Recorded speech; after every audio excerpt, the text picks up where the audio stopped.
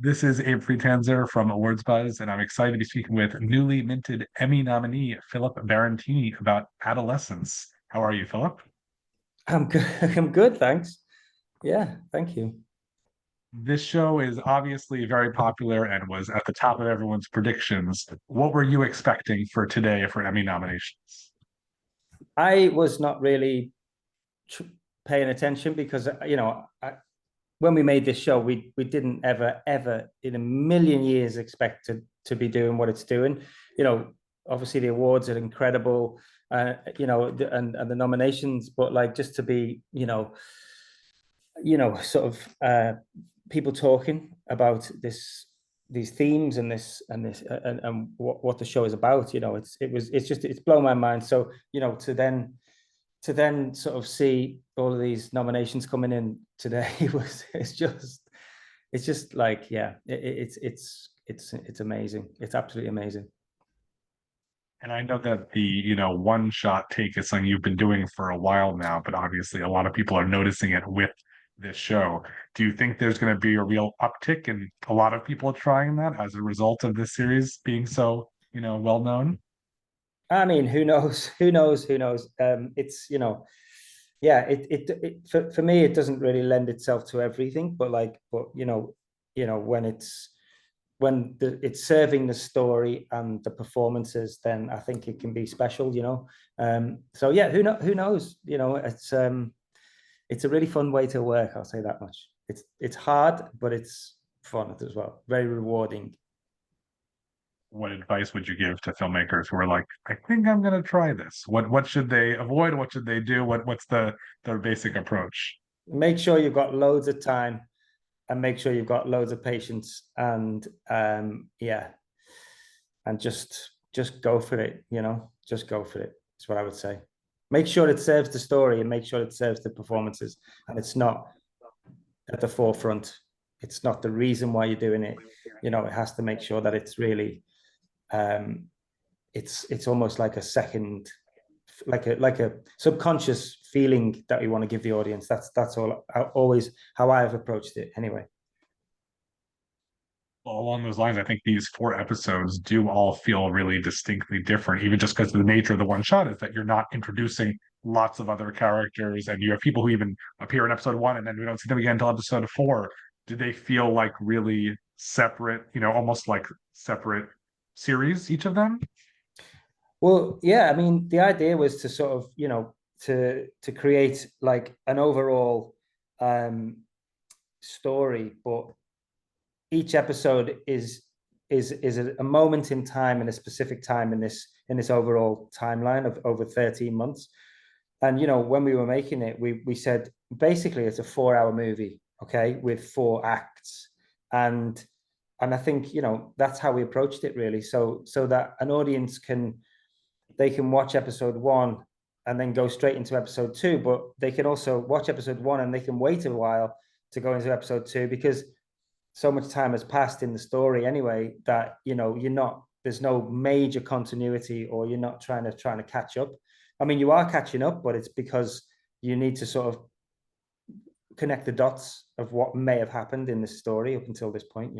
So yeah, that was definitely part of the plan.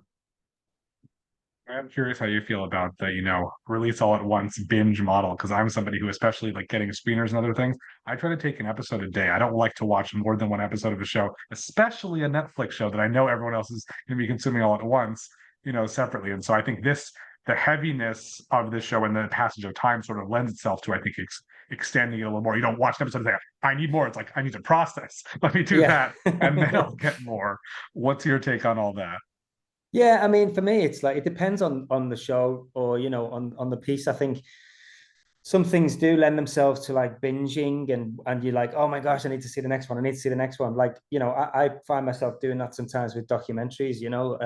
Like you sit down and the next minute you're 4 hours in, or 5 hours in, and you can't turn away. But I think, like, look, I think if everything gets dropped on the platform at once, at least it's there if you want to look at it again, like, or you can take it how you want. But for me, again, it depends on like when we were we did a day when we were in post-production where we had a day to watch all the episodes back to back. So we just wanted to see how they fitted together.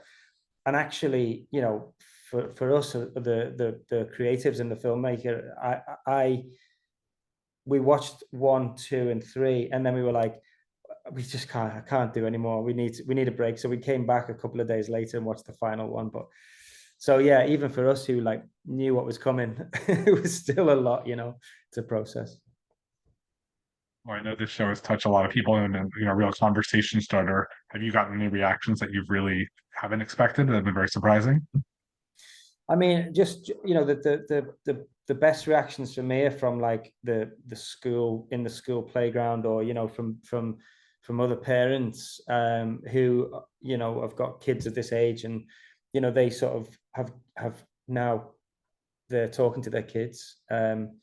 There's been obviously, I've had some incredible messages from some incredible people that I never thought I would ever, our paths would never cross, but it, and just some beautiful messages from people like that. But I think the most important ones for me are the ones when it's, touched family members and actually 13-year-old, 14-year-old young adolescent people themselves.